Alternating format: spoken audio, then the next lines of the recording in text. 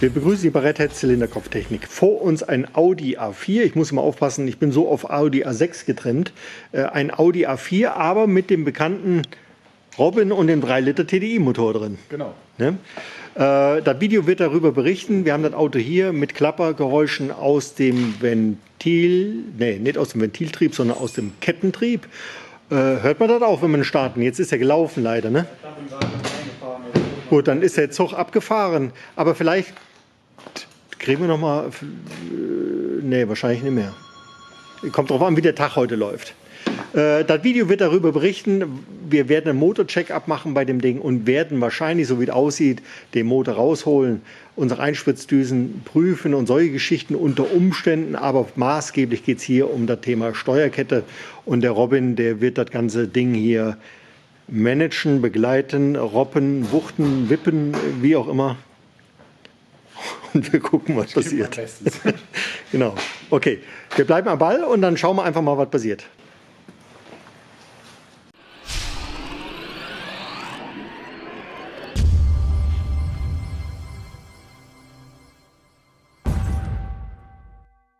So, ja, was ich ganz vergessen habe, das Auto ist ja eingeschleppt worden und mit der Begründung, wir haben das Auto ausgemacht, weil das hat gerappelt, gescheppert und so weiter. Da hast du, glaube ich, schon neue Erkenntnisse nach dem ersten Blick unter die Haube. Genau, wenn man hier schon guckt,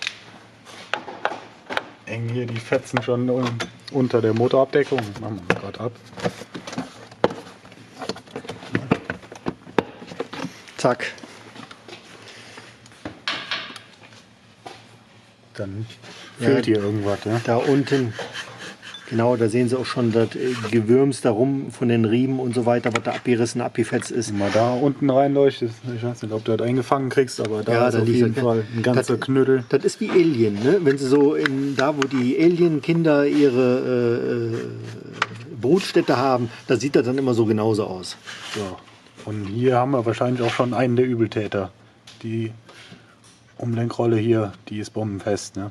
Dann Okay. ist der über den Rücken darüber geschliffen, Wenn bis wir er durch ist. Wenn wir den Motor rausholen, dann werden wir uns den kompletten Riementrieb vorne angucken. Da gibt es auch Reparatursätze entsprechend dafür, wo alles dabei ist, einschließlich Generatorfreilauf und so weiter. Da muss man halt dann gucken, was wirtschaftlicher ist. Entweder alles austauschen oder eben nur Teilbereiche. Das wird man dann aber sehen, wenn der Motor gegebenenfalls draußen ist. Das heißt, du fängst jetzt erstmal an mit dem Motorcheck. Genau.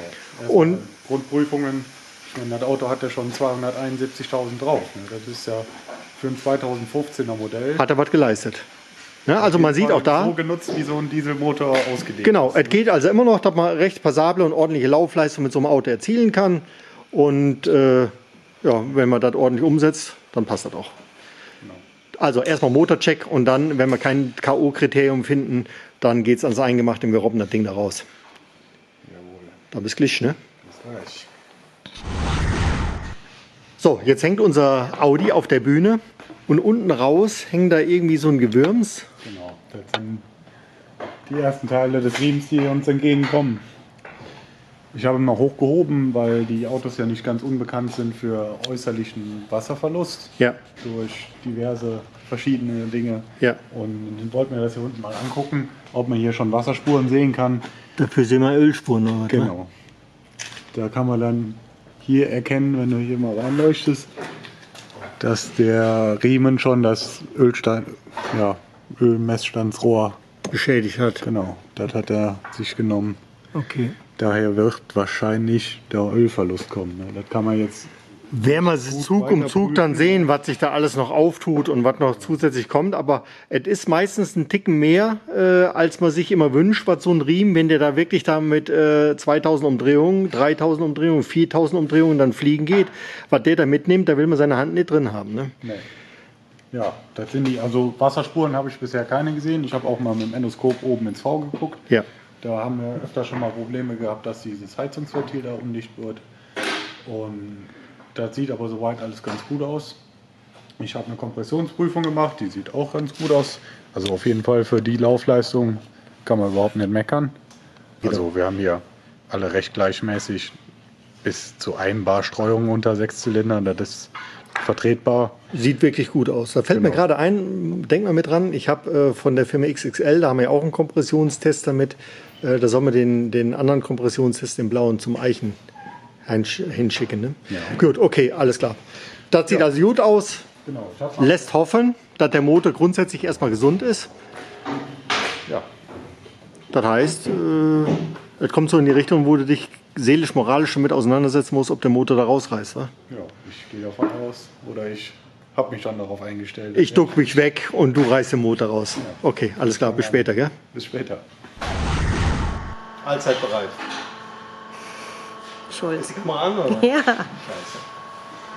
Wir haben hier unseren Audi, der Kameramann hat angesprochen, in dem...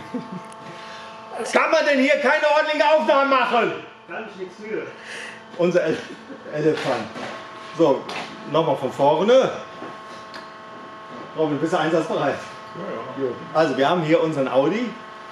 Und der Robin hat eben schon gekämpft, von den 6 Injektoren 2 mit Mühe rauszukämpfen. Und wenn man sich die Injektoren jetzt hier ansieht, dann sind die nicht so dreckig, weil die Öl abbekommen haben, sondern weil die Wärmeschutzscheibe, die hier unten ist, die guckt im Prinzip durch, die ist undicht und verseucht dann den ganzen Schacht. Der ist dann verkokt mit Rußverkrustung und dann gehen die Injektoren nicht raus. Und nicht selten ist das so, dass der eine oder andere Held dann den Injektor auch beschädigt beim Rausmachen, was aber dann auch nicht oftmals ungewöhnlich ist. Hier oben sitzt ja normal der O-Ring, der Gummiring, aber Sie sehen hier die Ablagen, wie die sich festgebacken und festgekämpft haben. Genau. Dann können wir auch mal in den Schacht drin gucken, oder? Ja. Genau hier. Bei diesen Motoren, die haben über dem, beziehungsweise unter der Krümmerdichtung, haben die eine Bohrung.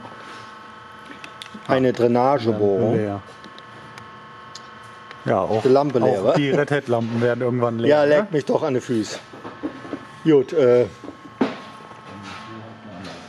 aua. Ja, wir haben da im Prinzip eine Kontrollbohrung.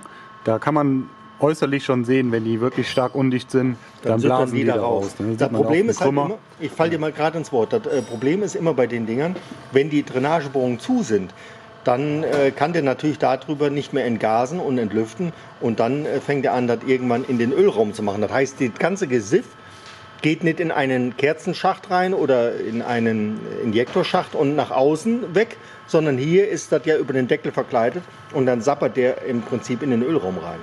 Genau.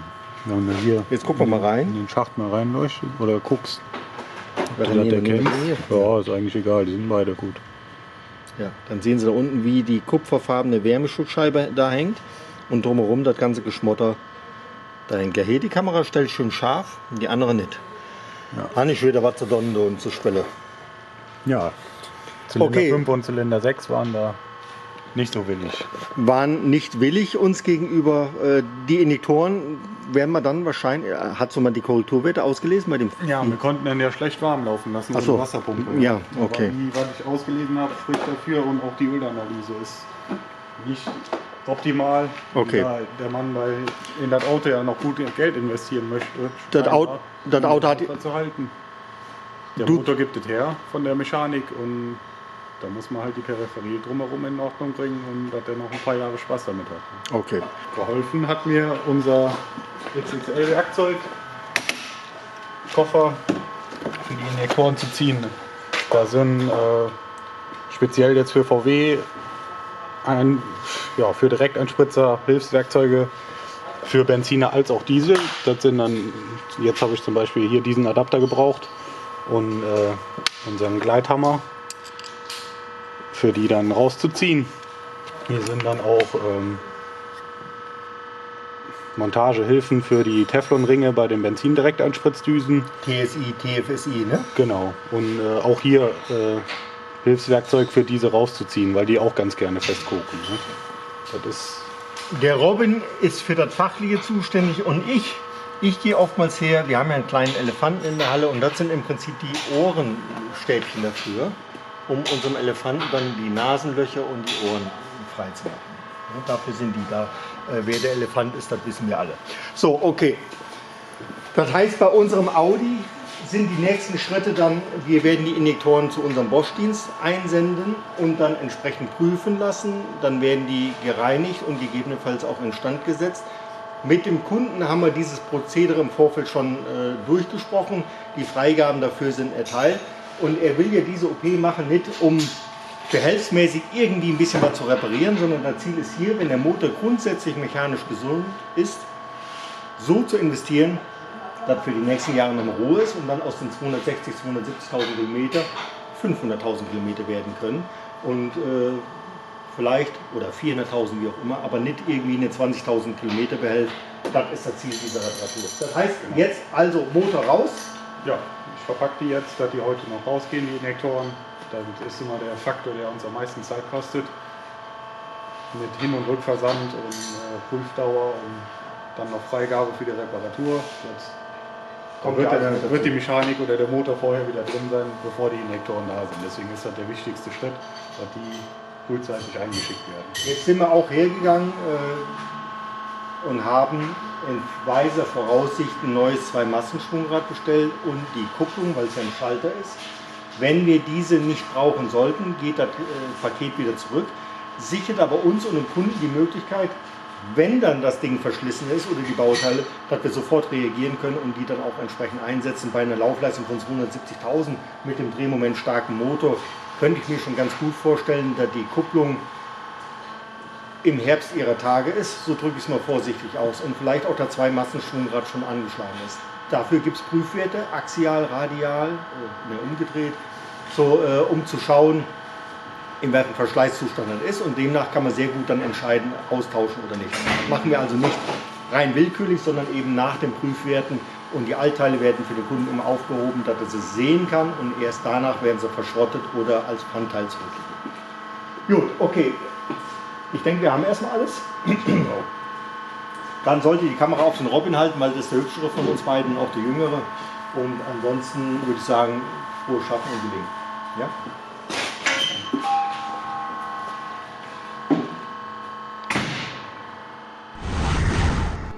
So, jetzt haben wir hier von unserem roten Audi A4 unseren Prüfbericht als Ausdruck. Und Sie sehen schon hier, wie das Ganze aussieht. Wir haben hier nach 21.000 Kilometer für so einen 3 Liter TDI eigentlich eine relativ niedrige Rußbelastung, auch wenn die ziemlich weit rechts an der Stufe 6 sind. Aber für so einen TDI-Motor weist das eigentlich aus, dass der Motor selber grundsätzlich in einem wirklich erhaltenswerten, vernünftigen Zustand sind oder ist. Gesamtzustand des Öls auch okay, immer im Verhältnis dazu, dass es sich um einen VAG-Motor handelt, die eben das Öl sehr stark belasten. Deswegen empfehlen wir grundsätzlich, die Öle spätestens nach 15.000 Kilometer rauszuschmeißen. So, Wasseranteil ist überschaubar gering. Das kann also ganz gut mit den Jahreszeiten zu tun haben. Wir haben jetzt Herbst, derzeit gerade Temperaturbereiche um die 0 Grad, 5 Grad, 7 Grad, minus 4 Grad. Dann bildet sich Kondens. Das ist also im Rahmen des verträglich normalen, und der Kraftstoffeintrag ist ebenso zu bewerten. Das heißt, wir haben erhöhte Kaltlauffphasen, die etwas länger dauern. Zusätzlicher Kraftstoff wird mit beigegeben, das Gemisch ist was fetter, und dann haben wir da auch darüber entsprechende Kraftstoffeinträge, auch wenn jetzt der Kurzstreckenanteil hoch ist, und dementsprechend ist auch dann die Bewertung, die fällt dann diesbezüglich aus, und hier steht dann auch normale Verbrennung, und der Ölzustand ist im Normalbereich für die Öllaufleistung, also alles gut. Dann gibt es immer noch Erklärungen auf der zweiten Seite, die dann praktisch Erläuterung für den Kunden abgeben, dann nochmal im Detail erklären, was ist welcher Zustand, wo befindet sich was. Ist also ein recht guter Nachweis darüber, in welchem Zustand sich das Öl befindet und was die verursachenden Treiber unter Umständen sein können, die dazu führen, dass irgendwann eine Schieflage gerät. Und wenn ich jetzt den Motor diesbezüglich beraten würde, was ist zu tun, dann kommen wir immer wieder eigentlich auf dieselben Lösungsansätze. Nicht, weil wir immer Viererpakete an Dosen verkaufen wollen oder sowas in der Richtung, sondern wir haben natürlich unsere Produkte auf Sinnhaftigkeit abgestimmt, im Bereich Diesel, im Bereich Benzinertechnik, im Bereich Gastechnik. Und hier ist dann ganz klar, wir müssen gucken, dass unsere Injektoren sauber laufen. Das heißt, wir setzen einmal einen Aktivreiniger ein, der wird bei ungefähr 30 Liter Tankinhalt verfahren, keine Vollgasfahrten mehr in diesem Zusammenhang, 500 Kilometer Ruhepause mit Normalkraftstoff, dann Diesel fahren, und dann setzen wir auf ungefähr 60 Liter Tankinhalt unsere beziehungsweise hier unsere Schutzadditive ein, und die Schutzadditive, die sorgen dafür, dass unsere heute stark additivierten Kraftstoffe, und mit additivieren meine ich nicht immer nur Gutes, sondern in dem Fall Bioanteile sind mit zugesetzt. Die Bioanteile sind aber in der Regel stark rußende Komponenten, teilweise auch, ich sage bewusst, teilweise auch verseifende, verkokungsbildende Kraftstoffe oder Kraftstoffanteile. Und um das zu kompensieren, da nutzen wir unsere Schutzadditive. Die führen also wieder Schmierwirkungen hinzu. Die sorgen dafür, dass wir im Prinzip nachher ein sauber funktionierendes Kraftstoffsystem haben und für bessere Gleiteigenschaften. So, und dann haben wir in der Ölraumseite bei Motoren, ob die, ich sag mal, wenn die ab 20, 25, 30, 40.000 Kilometer sind, die milden Motorinnenreiniger eigentlich die Ideallösung.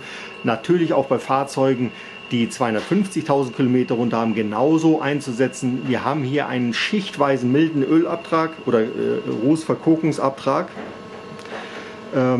Ideal eigentlich, um nicht irgendwelche Brocken oder Gewaltaktionen im Motor stattfinden zu lassen, sondern auf die letzten 200-300 Kilometer wird das Additiv auf etwa 5 Liter Ölmenge beigegeben.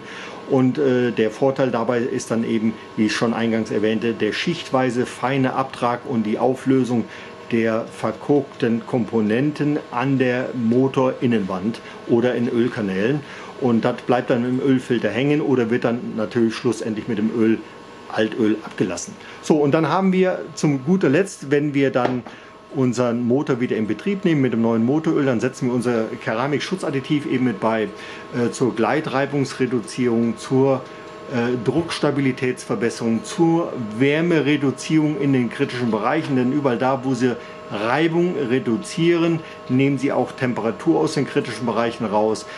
Wir haben hier Schmierstoffverstärker, gerade in den hohen Temperatursituationen, Autobahn 3 Stunden 160, 180 geballert, dann ist das Öl, gerade auch wenn es älter ist, an seine Grenzen unter Umständen geführt. Und wenn Sie leistungsstarke Motoren haben, dann noch viel schlimmer, oder kleine Motoren mit hohen Literleistung haben, große Motoren mit hohen PS-Leistung haben, dann sorgen Sie dafür, die Porsche-Jungen kennen das alle, auch im Motorsport, dann sorgen Sie dafür, dass die enormen Drücke, die stattfinden auf die Kolben, die auf die Zylinderwand drücken, da dem Öl Reserven zu geben, um die Druckstabilität aufrechtzuerhalten, dass man nicht so einen kurzen Moment des Fressers hat. Und dafür ist dann genau das Produkt das Richtige. Also Verschleißschutz auf Dauer und auch Reserven bilden im Bereich, wenn es gefordert ist.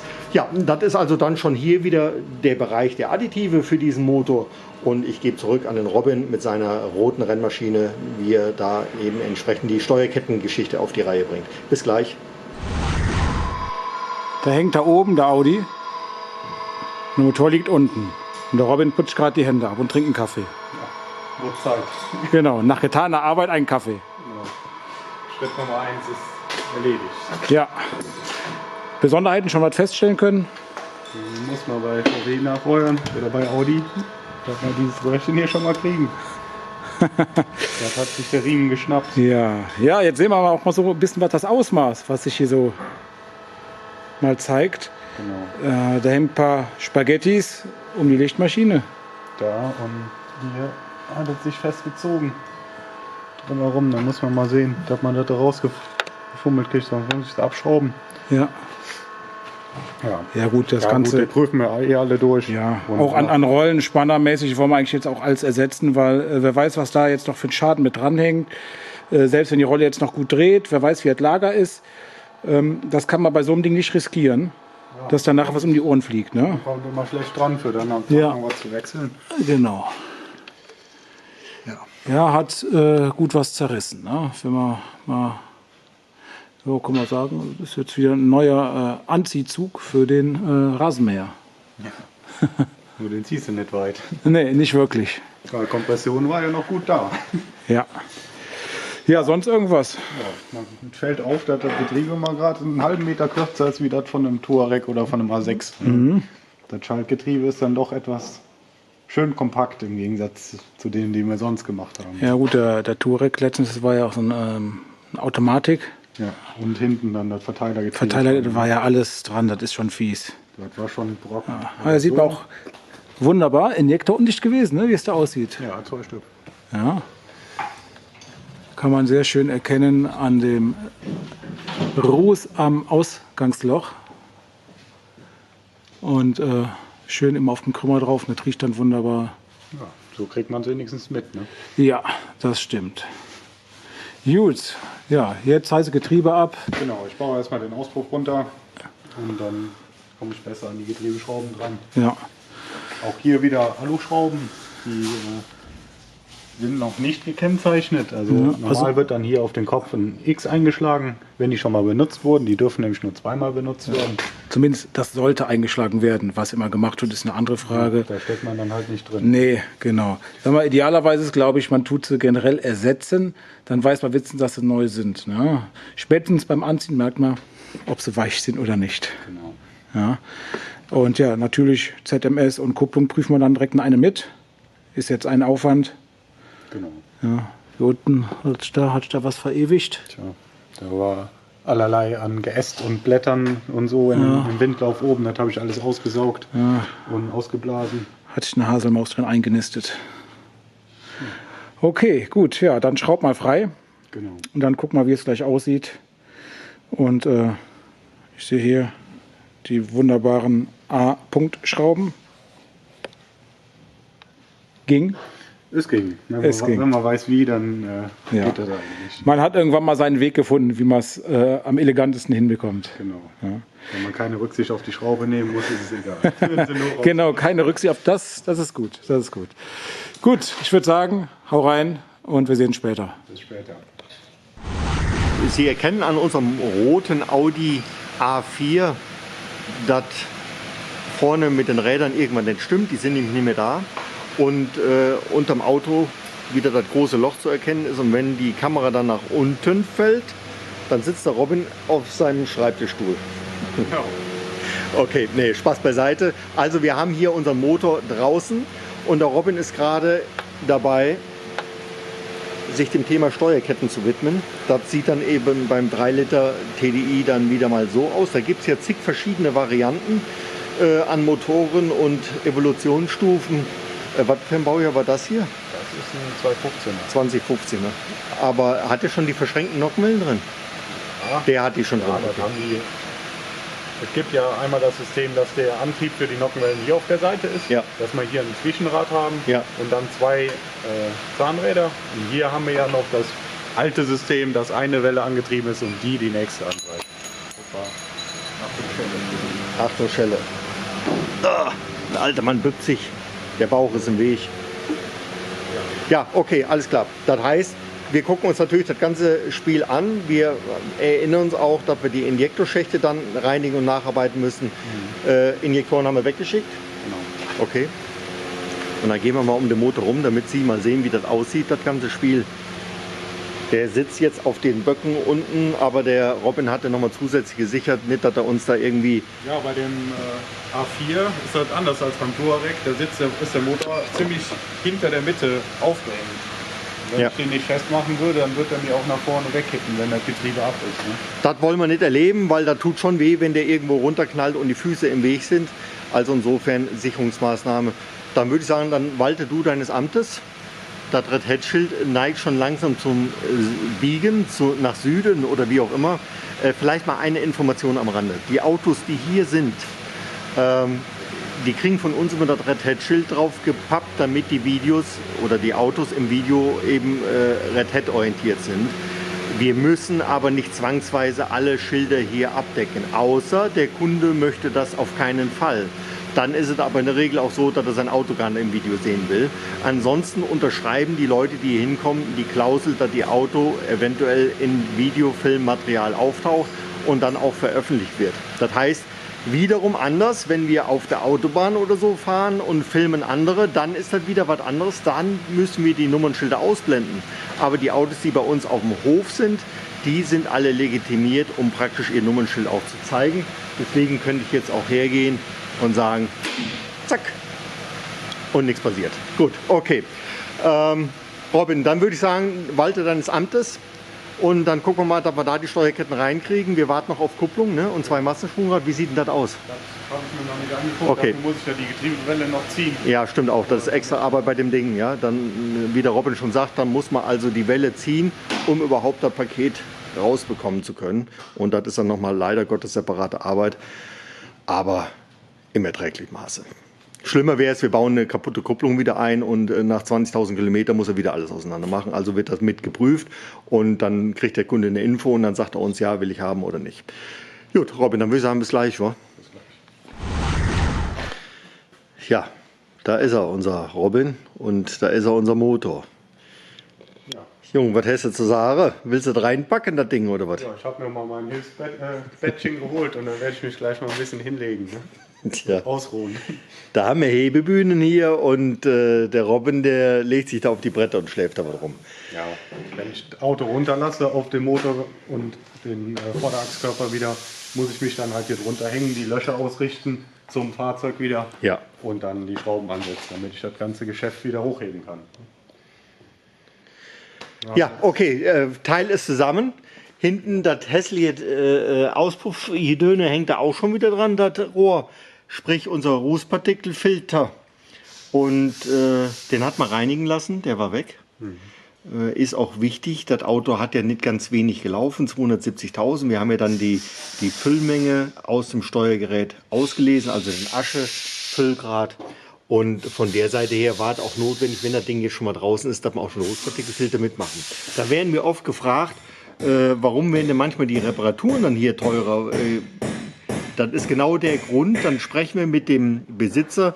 Pass auf, Junge, Rußpartikelfilter mitmachen oder nicht mitmachen. Das heißt, wir verbinden das Gute mit dem Schlechten oder, nee, besser, das Notwendige mit dem eh schon Schlechten vorhandenen und klären dann eben ab, damit die Reparatur möglichst effektiv ist, die Dinge mitzunehmen, die auch notwendig wären. Viel schlimmer ist, der Kunde fährt 20.000 Kilometer und dann kann er das Ding ausbauen, dann fängt das die Raffels da wieder an. So, jetzt höre ich wieder auf zu labern. Das heißt, das Vieh muss rein, wa? Genau. Ich werde mich mal der Sache annehmen und das Loch stopfen. Das Loch stopfen. Also so manche Hausfrau macht das auf andere Art und Weise.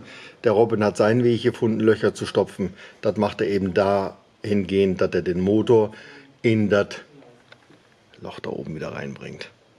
Könnte gelingen. Gut, Robin, dann lass ich ihn in Ruhe. Den blödesten Spruch, den ich kenne, ist immer, dann lege ich mich wieder hin. Den hasse ich ja wie die Pest, so einen Spruch. Aber hinlegen tue ich mich jetzt auch nicht gerade. Ich würde das aber gerne. Robin, viel Spaß. Ja, bis später. Bis später. Der Robin baut gerade Motoren und ihr baut die alle auseinander hier, oder was? Was? Schon passiert. Ja, hier hat der Thomas und der Valentin auch einen schönen Motor liegen. Das ist hier ein alter EMW, der Kumpel vom BMW. Herrlich schön und frisch. Das sind alles schöne Briefbeschwere, was ihr da habt.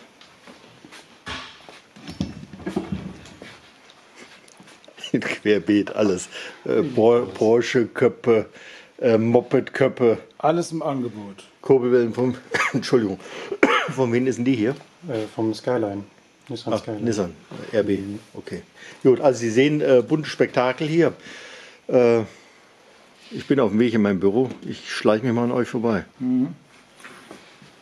Der Thomas ist auch froh, wenn der Friseur wieder aufhört. Ja, obwohl, ich wollte gucken, wann demnächst mal wieder so ein Casting ist für Planet der Affen. Da wollte ich uns mal alle anmelden. Obwohl, außer als Chef.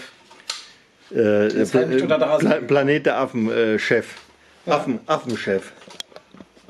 Planet der Affenchef. Ja. Jungs, bis gleich. Ja.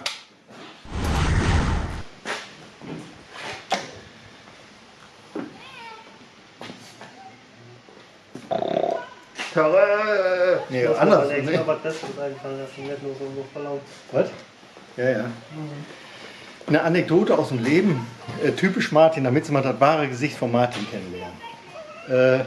Bläst einen Luftballon immer voll auf, aber wie der das macht, weiß ich nicht. Der ist immer kurz vorm Platzen und dann legt er heimlich den Luftballon hin, wohl wissend, dass unsere Fußbodenheizung dann den Rest gibt. Und ich sitze dann abends um 19 Uhr im Büro und dann gibt das einen Riesenschlag und ich denke, das ist irgendwas kaputt gegangen.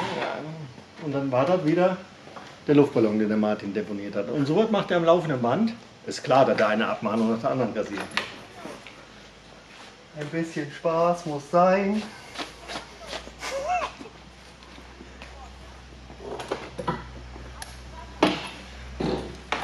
Ja, warum stehen wir hier? Ja, Audi ist schon mal gelaufen. Also Motor wieder drin. Was haben wir ein Glück, was haben wir ein Glück, dass die Kisten immer wieder anspringen, wo doch so viele Teile immer übrig bleiben. Ja, ist trotzdem immer eine lange Odyssee. Sie haben das ja so mitgeschnitten, was da Sache ist, bis so ein Ding dann wirklich zusammen ist. Und was Sie immer haben, ist die Lokangebote, die Sie im Internet finden. Wir bauen aus, ein zum Festpreis von und holen ab und keine Ahnung was. Die will ich nicht schlecht reden, aber die muss man mit Vorsicht genießen, weil aus der Ferne können Sie bei solchen Projekten nicht beurteilen, wo die Reise finanziell hingeht. Deswegen muss man so ehrlich und fair sein, das Grundgefüge nach Werkstatthandbuch betrachten, danach entsprechend anbieten und als Eventualposition die Gefahren, die entstehen können, nach Möglichkeit mit darauf hinweisen, damit der Kunde in der Lage ist, eine ordnungsgemäße Kosteneinschätzung vorzunehmen.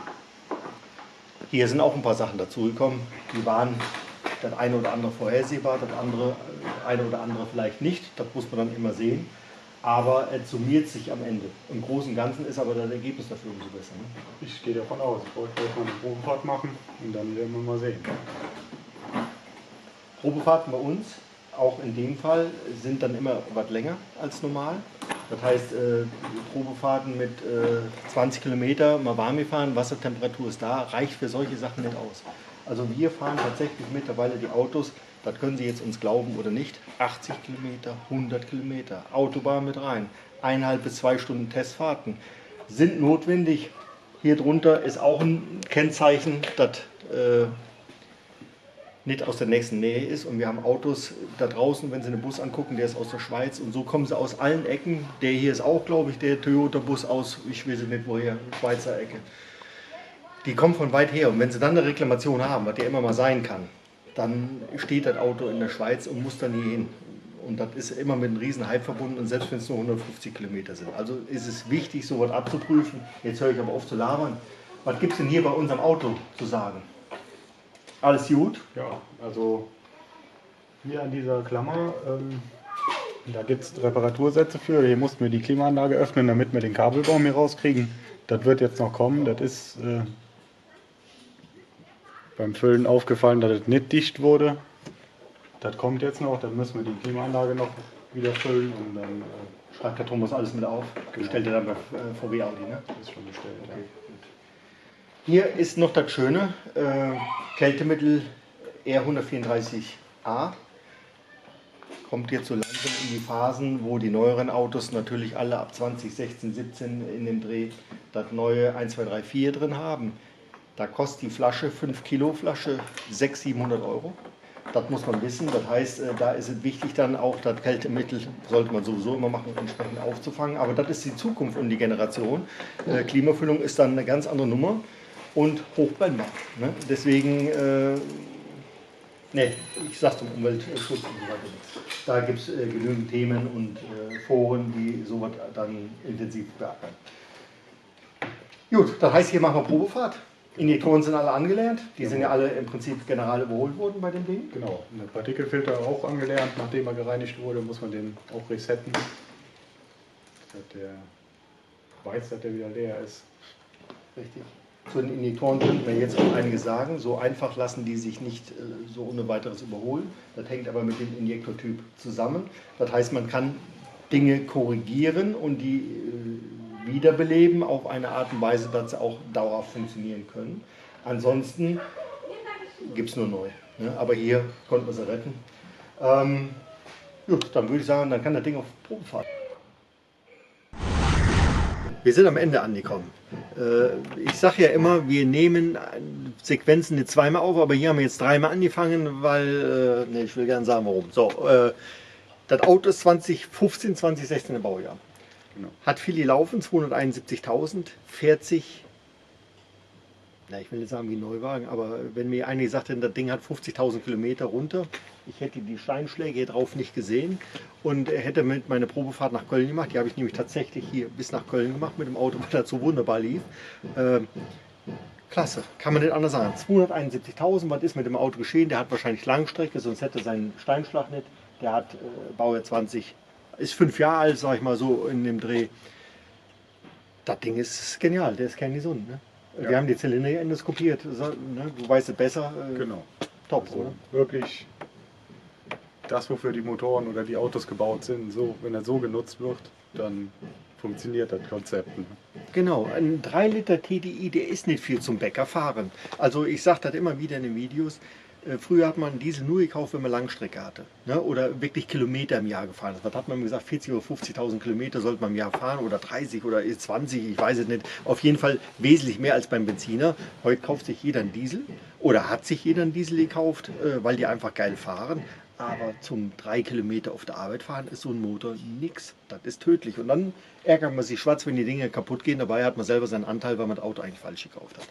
Hier hat der Besitzer alles richtig gemacht. Der hat hier auch nochmal richtig Geld reingepumpt, weil er sagt, wenn das Auto motorcheckmäßig gesund ist, dann tue ich auch Geld rein investieren. Schönes Deutsch. Weil von dem Auto habe ich was und das kann ich nur unterschreiben, das Ding ist genial. Du bist ja, jetzt gerade eben auch nochmal gefahren, glaube ich, oder? Ja, gestern hat Oder gestern. die Motorwäsche noch gemacht. Also wirklich butterweich. Ne? Butterweich. Und das Konzept passt auch zusammen. Das ist, der fährt sich von der Spritzigkeit her wie ein A6 mit dem 300 PS Motor. Ne? Also Ist das ein Schalter? funktioniert. Ne? Ja, ein Schalter. Schönes harmonisches Konzept. Wir können ja mal anmachen, nochmal kurz gucken unter die Haube rein.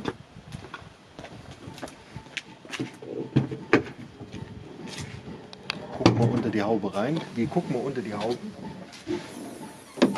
Ja, man sieht nicht mehr viel. Ein bisschen staubig ist es, aber nicht wirklich schlimm. Motor ist fertig.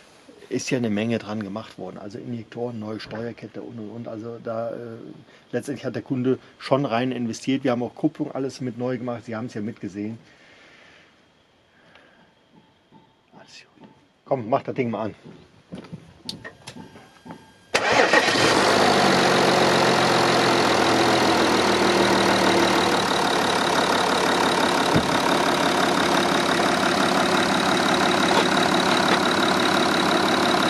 Ja, es gibt da gar nichts mehr zu sagen, wie an der Stelle Robin gut gemacht. Auch gut gemacht, Auto, groß in der Welt, ihr Red Hat Team. Viel Spaß zu Hause.